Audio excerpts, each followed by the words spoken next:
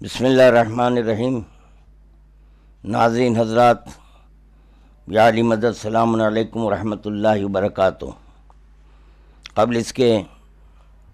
کہ میں اصل مقصد کی طرف آؤں، آپ حضرات سے پہلی گزارش ہے کہ اس کلپ کو آخر تک ضرور دیکھیں، کیونکہ یہ ایک بہت اہم ترین اطلاع ہے جو خادم یہ چاہتا ہے کہ عوام تک یہ بات کو پہنچا دوں۔ یہ بضمن شیعہ وقف بورڈ کے تعلق سے ہے، اس کو بغور سماعت فرمائیں، کیونکہ دیکھا جا رہا ہے کہ بعض حضرات صرف اپنے اقتدار کی خاطر بورڈ کے ممبر بن رہے ہیں، مگر یہ کہ شیعہ اوقافی جائیداد کا کوئی تحفظ نہیں ہو رہا ہے،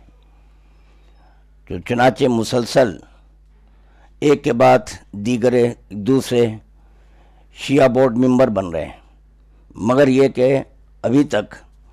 کوئی اوقافی جائیداد کو نہیں بچائے، جس کا ایک ثبوت میں یہ دے سکتا ہوں کہ ہائی کورٹ میں ہمارا ایک رٹ پینڈنگ ہے، جس میں تقریباً ایسے 12 پراپرٹیز جو ہماری سٹی میں ہیں، یہ اس کے سلسلے میں نے ایک رٹ دائر کی تھی،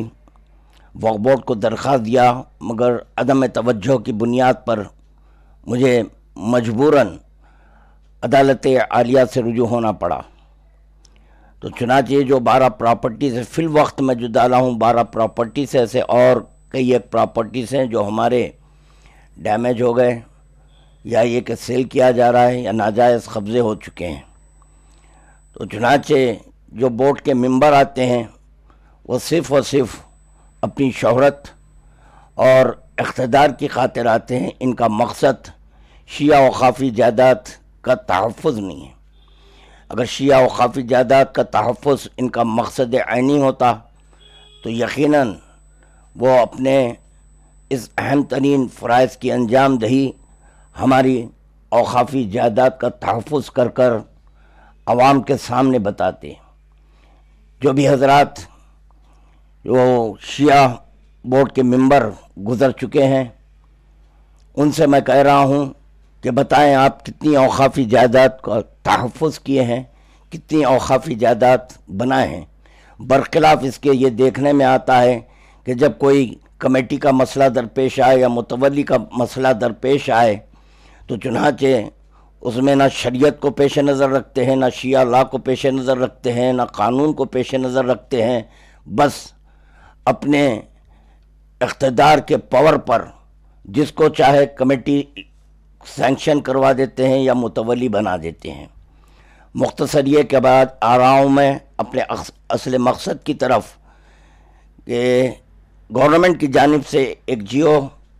نمبر 8 شائع ہوا ہے جو 25 جنوری 2022، جس میں یہ جو بورڈ ہے، اب یہ بورڈ کی میعاد ختم ہوئی، دوسرا بورڈ بننے والا ہے۔ تو چنانچہ اس سلسلے میں نے ایک درخواست ہمارے honourable chief minister Telangana state اور state of Telangana represented by its chief secretary, اور تیسری درخواست سیکریٹری ٹو اسٹیٹ گورنمنٹ، اور میں نے اس کی copy honourable minister of minority affairs and chairman central Waqf council, central Waqf Bhavan, یہاں تک بھی پہنچا دی ہے۔ اس میں جو ہماری پرے ہے وہ میں عوام کے سامنے لانا چاہتا ہوں اور سارے حقائق میں آپ حضرات کو بتانا چاہتا ہوں، کیونکہ اکثر حضرات کا یہ کہنا کہ عدم علم کی بنیاد پر یہ اعتراضات کرتے ہیں کہ جب کوئی ایک چیز ہو رہی ہے تو اس میں رکاوٹ کا باعث میں ہوتا ہوں۔ ایسی بات نہیں ہے، بلکہ جو سیاسی جماعتیں ہیں اس سے بھی ہم نے کچھ سیکھا ہے۔ جیسے اس وقت یو پی کا جو الیکشن ہو رہا ہے، اس میں ایک سیاسی جماعت کے صدر نے ہم کو یہ سکھایا ہے کہ اپنی جو بھی حصہ داری ہے اس کو طلب کرنا چاہیے، اپنا حق مانگنا چاہیے۔ تو پتہ چلا جب ہم اپنے حق کو مانگتے ہیں، طلب کرتے ہیں، تو یہ کسی اور کے خلاف ہم آواز نہیں بلند کر رہے ہیں، بلکہ ہم اپنا حق طلب کر رہے ہیں۔ یہ سیاسی جماعت کا کہنا ہے۔ تو اسی سے میں نے یہ سیکھا ہے کہ جو ہمارا حق ہے، جو ہمارا حصہ ہے، اس کو ہم طلب کریں۔ تو چنانچہ اس سلسلے میں دیکھیں، ہماری ایک ریٹ ہے جو عدالت عالیہ میں جو پینڈنگ ہے۔ میں نے دسمبر 2016 کو ایک درخواست دی تھی ہماری گورنمنٹ کو، جس میں ہم نے یہ وضاحت کے ساتھ یہ لکھ دیا تھا، یہ تحریر کیا تھا، اور عدالت کے آرڈرز کے ساتھ ہم نے بتائی تھی۔ تو مختصر سے وقت میں یہ بتانا چاہتا ہوں کہ شیعہ اوقافی جائیداد کے سلسلے میں ہم نے جو ڈیمانڈ کی ہے، آیا وہ مطابق لا ہے یا مطابق لا نہیں ہے، اس کو عوام طے کریں، اور گورنمنٹ اس پر کوئی ایمانداری کے ساتھ ایکشن لے۔ دیکھیں کہ یہ 1963 یعنی 1963 سے شیعہ اوقافی جائیداد کے سلسلے میں کیس چل رہا ہے، اور 1963 میں یہ OS نمبر 96 آف 1963 ہے۔ تو یہاں پر عدالت نے یہ فیصلہ جاری کیا کہ دیٹ آل امام باڑاس، عاشور خانہ، آستانہ، علم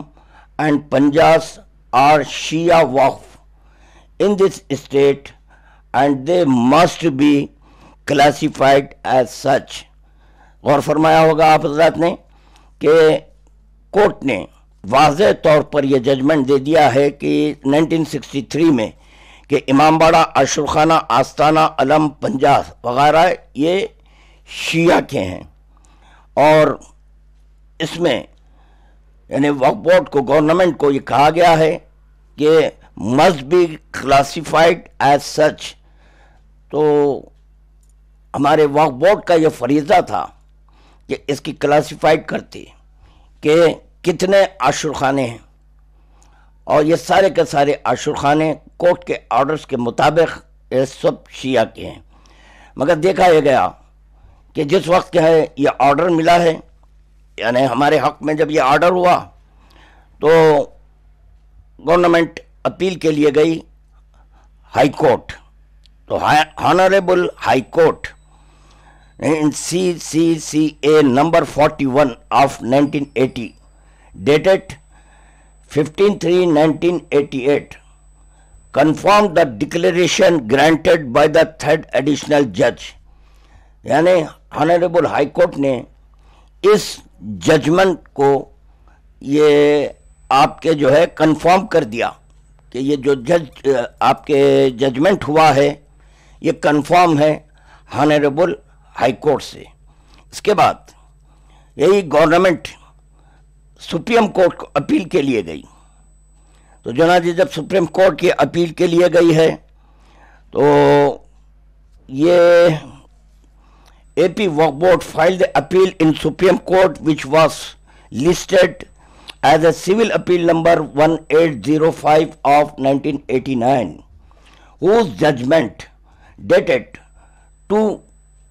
March 2000 and was reported as AIR 2000 SC 1751, in which is the Honorable Supreme Court sent back the case to the Honorable High Court۔ Supreme court نے یہ کیس کو ہانریبل ہائی کورٹ بھیجا، مگر دیکھا گیا کہ ہانریبل ہائی کورٹ میں جب یہ کیس آیا ہے تو چنانچہ اس میں گورنمنٹ اور وقف بورڈ امپلیٹ نہیں ہوئی، اور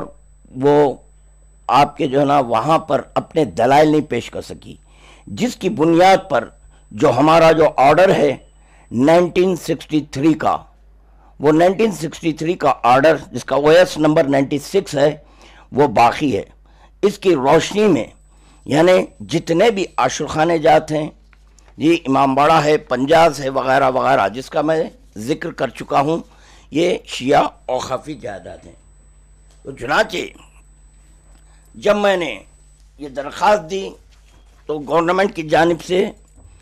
کوئی اس پر توجہ نہیں دی گئی، تو مجھے پھر مجبوراً عدالت عالیہ سے رجوع ہونا پڑا۔ اس کا ہمارا WP نمبر ہے 1687 آف 2017، اور اس میں WPMP 1929 آف 2017 میں آرڈر ہوا ہے۔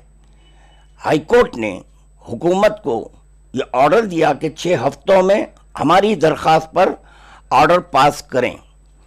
تو چنانچہ جو 6 ہفتوں کا ٹائم دیا گیا، تو وہ 6 ہفتوں میں جو مجھے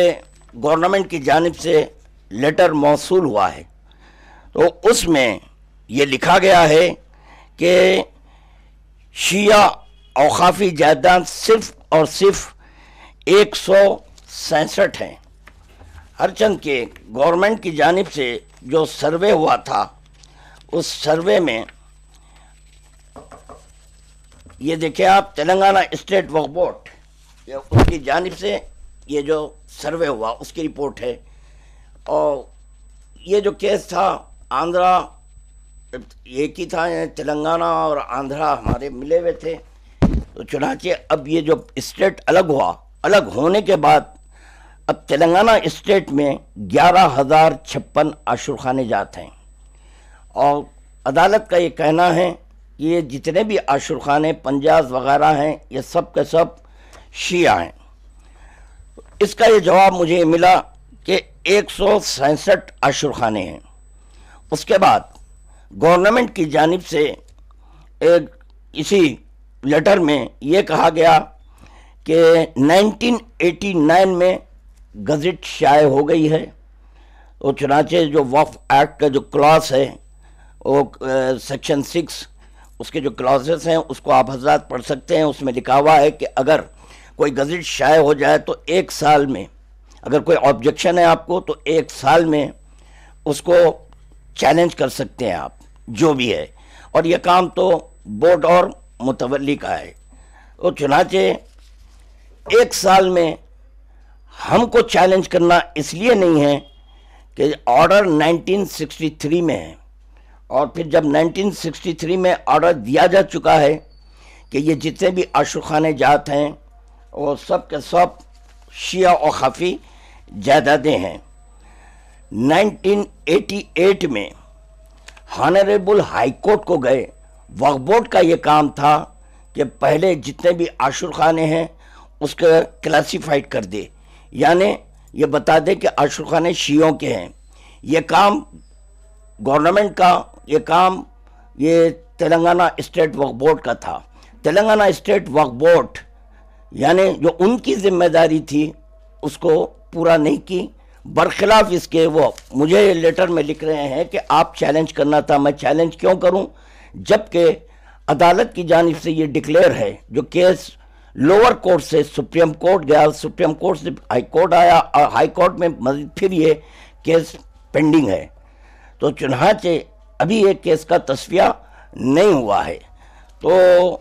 یہ جو کہہ رہے ہیں کہ میں 1 سال میں چیلنج کیوں نہیں کیا، تو میں سوال یہ کر رہا ہوں گورنمنٹ سے اور آپ کے تلنگانہ اسٹیٹ وقف بورڈ سے کہ آپ یہ 1989 میں جو گزٹ شائع کیے، وہ گزٹ شائع کرنے کے وقت آپ عاشور خانوں کے مقام پر وہاں پر سنی کیوں نہیں لکھ دیے، جب وہاں پر شیعہ اور سنی لکھا ہوا ہے؟ پھر آپ ہم سے سوال کر رہے ہیں کہ یہ کام آپ کا تھا، آپ آبجیکشن کرنا تھا، آپ اعتراض کرنا تھا۔ میں اعتراض کیوں کروں جبکہ عدالت نے طے کر دیا کہ سارے عاشور خانے جات یہ سب کے سب شیعوں کے ہیں۔ اور چنانچہ اب میں جو درخواست دیا ہوں اس درخواست میں ہمارا یہی گورنمنٹ سے معروضہ ہے کہ بورڈ بنانے سے قبل، اور اگر یہ ہماری درخواست پر توجہ نہ دے کر اگر وہ بورڈ بنا دیں تو پھر مجھے پھر مجبوراً عدالت عالیہ سے رجوع ہونا پڑے گا۔ اور چنانچہ اس درخواست میں ہم نے वक्फ एक्ट सेक्शन 14(6) के तहत ये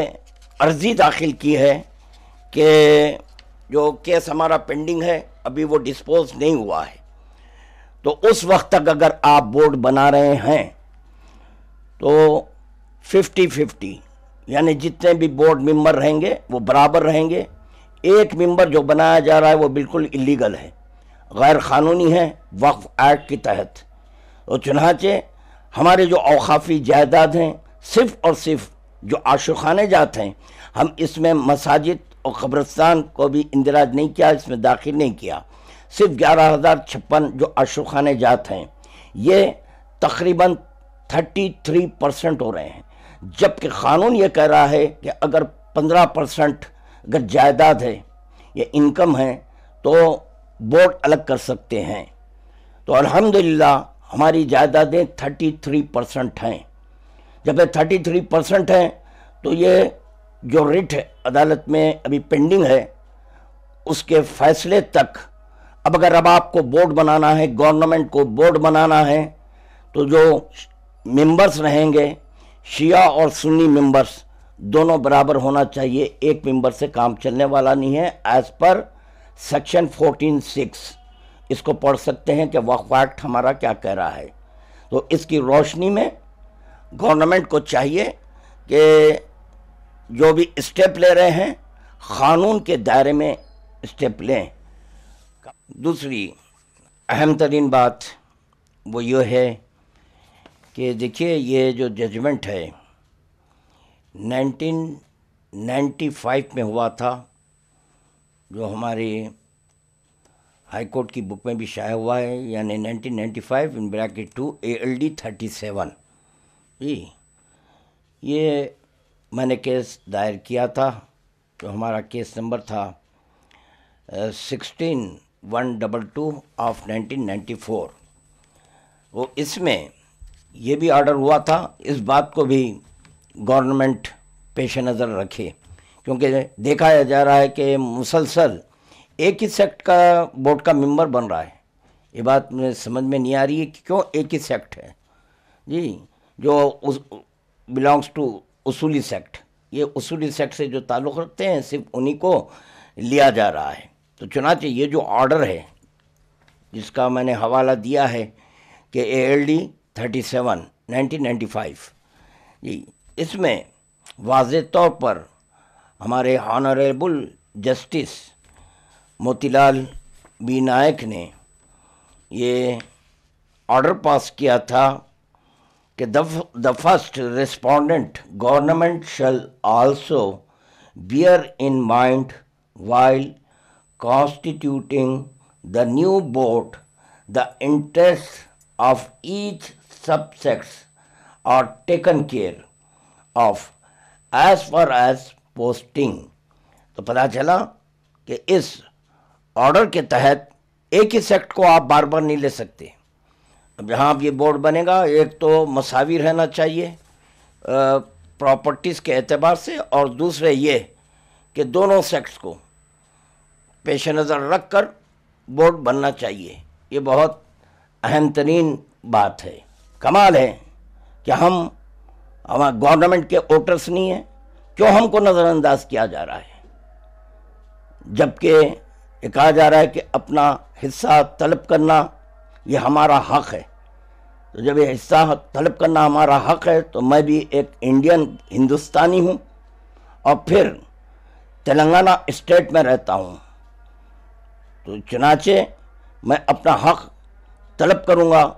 और अपना हक़ यही है कि हमारा हिस्सा हमको मिलना चाहिए, ताकि जितनी भी औकाफ़ी जायदाद हैं जो ज़ाय हो रही हैं, बर्बाद हो रही हैं, फ़रोख्त हो जा रही हैं, नाजायज़ कब्ज़े हो रहे हैं, इलीगल कमिटीज़ बन रहे हैं, इलीगल मुतवल्ली बन रहे हैं, हकदार घर पर बैठा हुआ है, कोई दूसरा मुतवल्ली बन रहा है, जिसका रिकमेंड हो गया बस वही मुतवल्ली हो गया, जिसका रिकमेंड है या रुश्वत है तो कमेटी बन जा रही है। नहीं, अब ये चलने वाला नहीं है। बराए करम मैं गवर्नमेंट से मुतालबा कर रहा हूँ कि अगर आपको बोर्ड बनाना है तो इस कानून को पेश नज़र रख कर बोर्ड बनाएं। बस ये कहते हुए आप हज़रात से रुखसत हो रहा हूँ।